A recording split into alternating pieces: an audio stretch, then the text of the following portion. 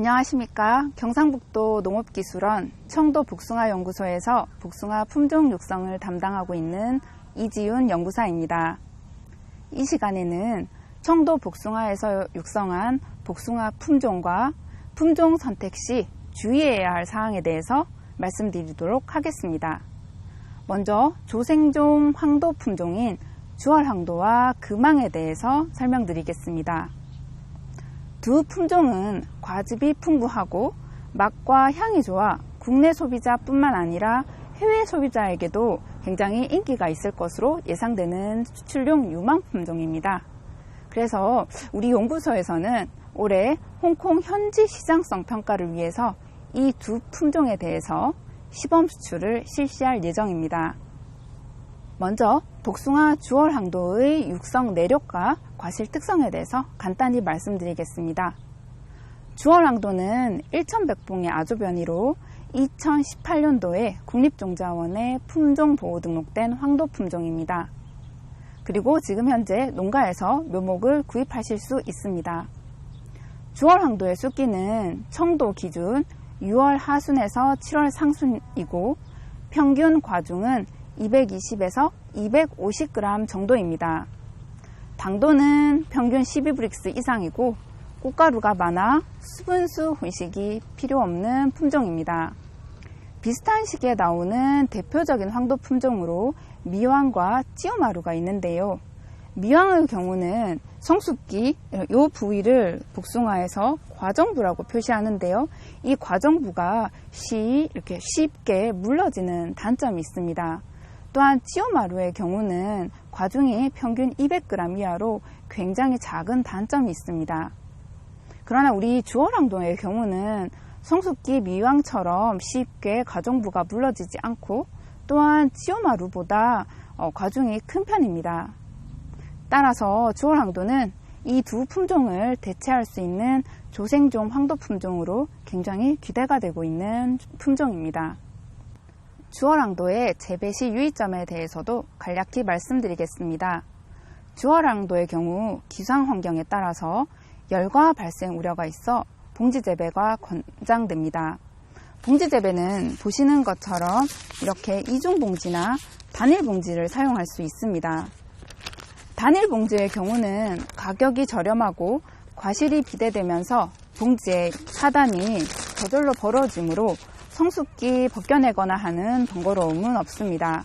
이중봉지는 가격이 비싸고 수확기 과피의 녹색이 어느 정도 빠졌는지를 확인한 후에 적절한 시기에 이렇게 겉봉지를 인위적으로 벗겨주어야 하는 번거로움이 있습니다. 그러나 이중봉지는 우리 단일봉지에 비해서 과피의 착색이 골고루 잘 이루어지고 고품질 과실 생산에 조금 더 적합한 장점은 있습니다.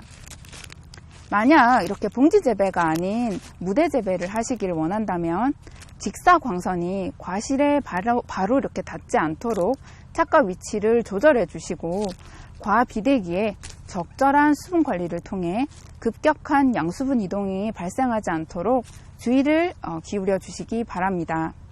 다음으로 소개시켜 드릴 품종은 금황입니다. 금황은 2000년도에 써미골드의 찌오마루를 인공 교배해서 개발한 황도 품종으로 2015년도 국립종자원에 품종보호 등록되었습니다. 일반적으로 조생종 품종들은 과실이 매우 작은 단점이 있는데요. 금황의 경우는 조생종 품종이면서도 과중이 300g 이상인 대과형 품종으로 맛이 우수해 시장 경쟁력이 매우 높은 품종입니다. 금황의 숫기는 청도 기준 7월 상순에서 중순 사이로 당도는 12브릭스 이상이며 육질이 부드럽고 식미가 우수합니다. 다른 조생종 황도 품종에 비해 비교적 저장성도 우수한 편으로 수확 당일에는 단단함을 유지하고 후숙되면 물러지면서 맛과 향이 풍부해지는 장점을 가지고 있습니다. 금황의 재배 시 유의점에 대해서 말씀드리겠습니다. 금황은 과실 특성이 매우 우수한 품종이지만 동해에 비교적 약한 단점을 가지고 있습니다. 따라서 습해 상습 발생지나 겨울철 기온이 낮은 지역 등 동해 피해가 빈번하게 발생되는 지역에서는 재배를 삼가해 주시고 비교적 겨울철 기온이 온화한 지역에서 재배가 권장됩니다. 또한 질소질 비료 과용을 피할 수 있도록 관리가 필요합니다. 다음으로 소개드리는 품종은 복숭아 홍백입니다. 홍백은 2000년도에 오도록기의 1100봉을 인공교배하여 개발한 백도 품종으로 2018년도에 국립정자원의 품종보호 등록되었으며 지금 현재 농가에 보급되고 있는 중입니다.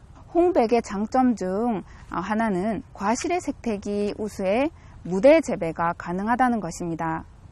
또한 성숙기에도 과실이 비교적 단단한 상태를 유지하기 때문에 수확 시 농작업이 편안한 장점도 있습니다. 홍백의 숙기는 청도 기준 7월 중순입니다.